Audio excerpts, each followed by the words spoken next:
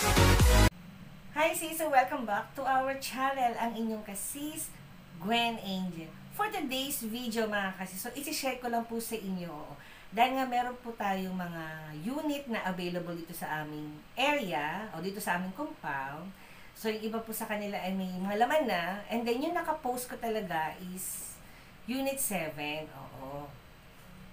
So may isang gustong rent doon sa unit na yun, kaya lang is 15 days. Check-in lang siya ng 15 days. So sabi ko naman, sige, okay lang. Kasi yung taong mag-check-in doon ay from Cebu.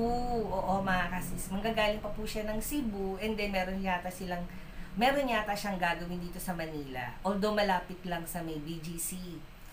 Kaya, pumayag ako. Pero ang sabi niya is, for 15 days, pero dun sa Unit 7 ko kasi may mga gamit na doon. Pero sabi ko wala akong available na electric fan para doon. Pero sabi ni customer, siya na lang daw ang bahala sa kanyang electric fan.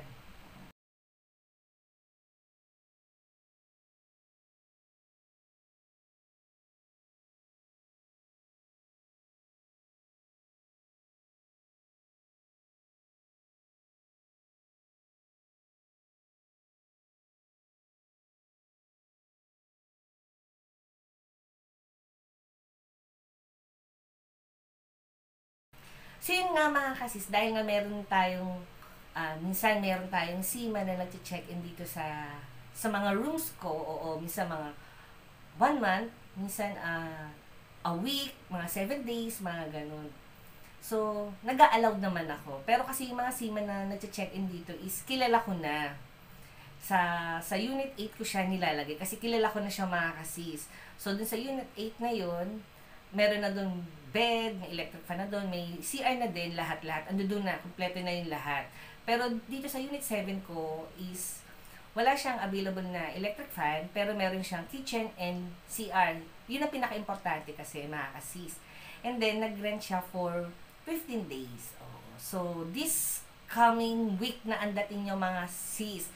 So, ayun, kaya yung post ko, tinanggal ko na muna kasi meron ng kumuha.